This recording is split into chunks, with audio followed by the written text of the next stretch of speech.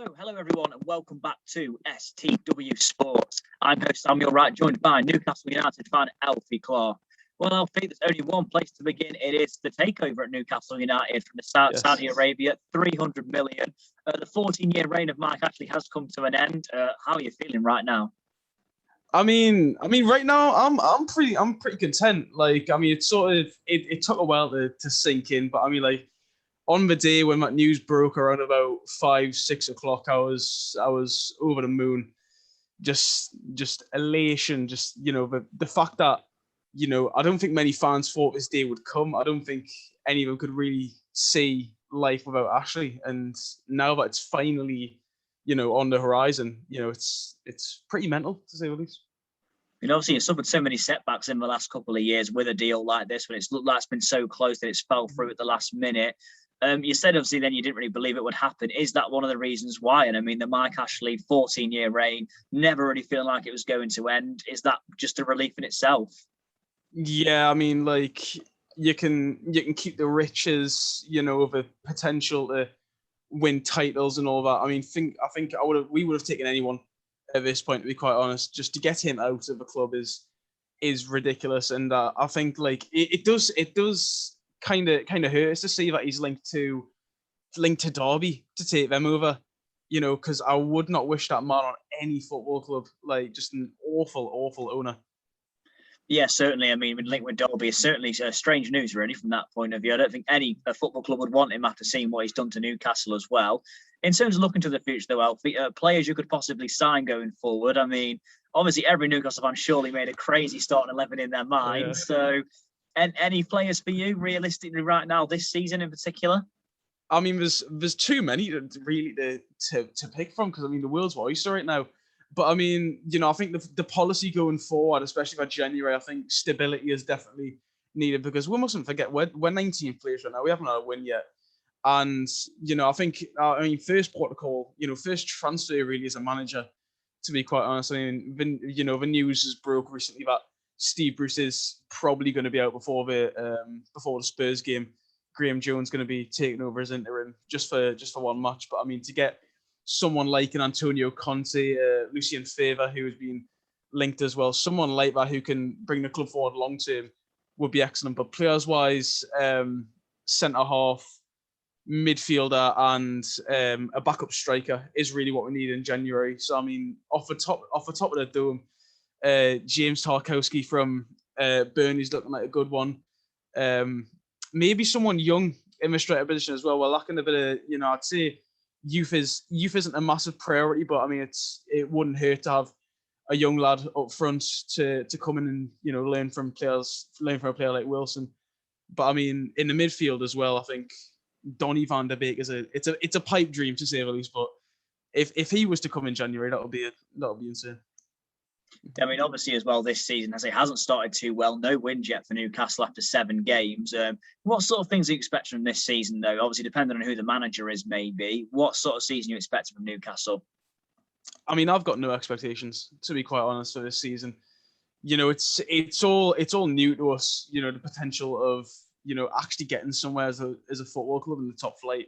It's all new to us Newcastle fans, and I think there could be some daft expectations from some fans, and that's a given. But I think just to stay up this season, I would I went into the season just wanting to stay up. I'll continue the season just wanting to stay up until we're mathematically safe. I've got no expectations, to be quite honest, and that might just be the pessimist in me, having considering that's been my mantra for the past few seasons. So yeah, just to stay up would be fine for me, and then building it next season. In terms of manager, then, any in mind that you would particularly like yourself?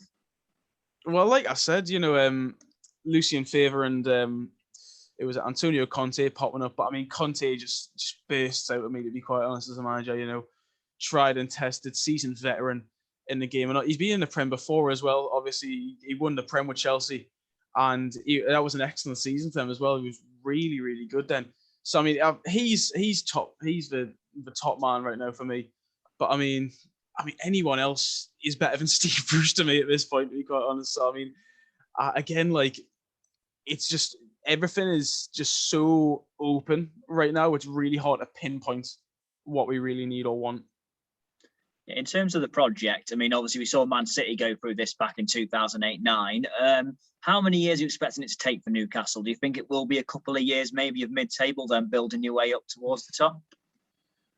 Well, I mean, depend on investment. I mean, money is completely different compared to when, City got took over and Chelsea even. Money's completely different. They are, and the players are completely different.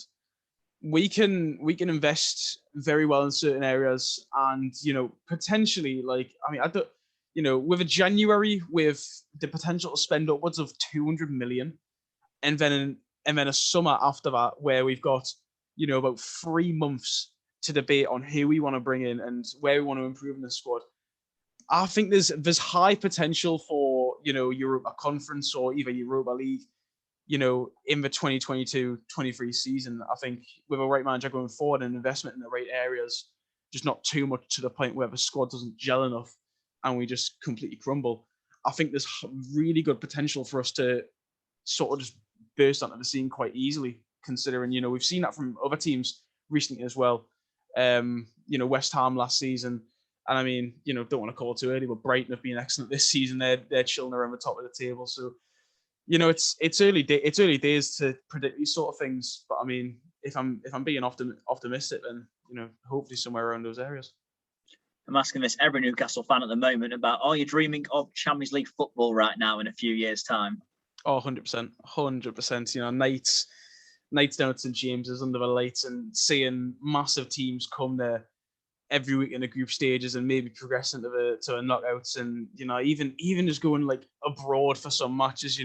Like me and my mates, we be thinking like, oh, should we do like a friendly abroad, going to like Germany or Amsterdam or something like that, and being able to do that on such a larger scale and in such a massive occasion would just be like, that's the stuff of dreams. You know what I mean? Like I just couldn't imagine me doing that, to be quite honest. And we have, of course, got to focus on the present. And this Sunday, you do have a game against Tottenham Hotspur at home. Big game, really. Are you expecting much from it right now, or with the situation with the manager and obviously the takeover news? How do you think that will go going into that one? I mean, I'm expecting a good atmosphere for one. That's what I'm expecting. Sold out stadium, and all the past already behind us for the most part. No Ashley, no Bruce, hopefully, and a packed out stadium, sort of singing the praises of these new owners and getting behind the squad. And to be honest, even with Bruce, I think he definitely could have got something from that game. I could be saying that quite foolishly, but Spurs aren't in the greatest form ever right now, and with everything against them and all for us, essentially, he definitely could have got something from the game. But it's I wouldn't be expecting too much, considering it is still Spurs. But I mean, don't be surprised if we nick a point or even 3 from that match. So, do you have a score prediction for it? I mean, if I'm being real, I'd say I'd give it a 1-1. I mean, Spurs don't look like scoring too many recently, and I mean, to be fair, we don't either. Know Callum Wilson, but I mean, still got a couple of goals in the squad, I think. But yeah, I think 1-1's probably a fair judgment. Yeah, and in terms of where Newcastle are going to finish this season, any prediction on that right now? It's very tough to predict, of course, this moment in time. But if you were to give one right now, where would you say? I mean, like I was saying, just survival would be perfectly fine for me. But I mean, with right investment in January and with the current squad we already have, I think a decent manager could take even our base squad right now a decent way.